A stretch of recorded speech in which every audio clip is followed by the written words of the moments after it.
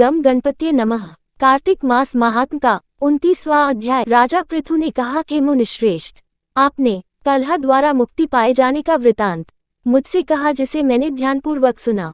हे नारद जी, ये काम उन दो नदियों के प्रभाव से हुआ था, कृपया यह मुझे बताने की कृपा कीजिए। नारद जी बोले, हे राजन, कृष्ण नदी साक्षात भगवान श्री कृष्ण महाराज का शरीर और वेणी नामक नदी भगवान शंकर का शरीर है। इन दोनों नदियों के संगम का महात्म्य श्री ब्रह्मा जी भी वर्णन करने में समर्थ नहीं है, फिर भी चूंकि आपने पूछा है इसलिए आपको इनकी उत्पत्ति का वृतांत सुनाता हूँ, ध्यानपूर्वक सुनो। चाक्षसु मनवंतर के आरंभ में ब्रह्मा जी ने सह्य पर्वत के शिखर पर यज्ञ करने का निश्चय किया।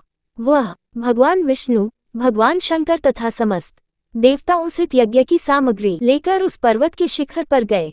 महर्षि भृगु आदि ऋषियों ने ब्रह्म मुहूर्त में उन्हें दीक्षा देने का विचार किया। तत्पश्चात भगवान विष्णु ने ब्रह्मा जी की भार्या त्वरा को, वह बड़ी धीमी गति से आ रही थी।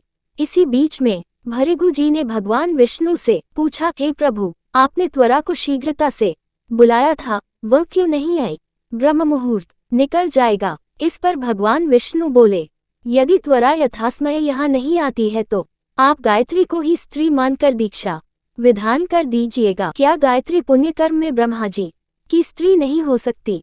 नारद जी ने कहा, हे राजन, भगवान विष्णु की इस बात का समर्थन भगवान शंकर जी ने भी किया। ये बात सुनकर भृगु जी ने गायत्री को ही ब्रह्मा जी के दाईं ओर बिठाकर दीक्षा विधान आरंभ कर दिया। जिस समय ऋषिमंडल गायत्री को दीक्षा देने लगा, उसी समय त्वरा भी यज्ञ मंडल में आ पहुंची।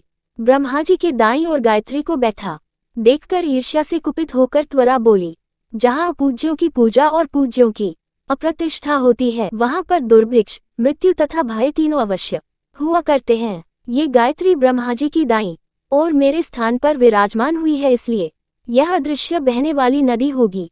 आप सभी देवताओं ने बिना विचारे इसे मेरे स्थान पर बिठाया है, इसलिए आप सभी जड़ रूप नदियां होंगे। नारद जी राजा पृथु से बोले, हे राजन, इस प्रकार त्वरा के शाप को सुनकर गायत्री क्रोध से आग बबूला होकर अपने होठ चबाने लगी। देवताओं के मना करने पर भी उसने उठकर त्वरा को शाप दे दिया। गायत्री बोली, त्वरा, जिस प्रकार ब्रह्मा जी तुम्हारे पति है उसी प्रकार मेरे भी पति हैं। तुमने व्यर्थ ही शाप दे दिया है, इसलिए तुम भी नदी हो जाओ। तब देवताओं में खलबली मच गई। सभी देवता त्वरा को साष्टांग प्रणाम करके बोले, हे देवी, तुमने ब्रह्मा आदि समस्त देवताओं को जो शाप दिया है वह उचित नहीं है, क्योंकि यदि हम सब जड़ रूप नदियां हो जाएंगे तो फिर निश्चय ही यह तीनों लोक नहीं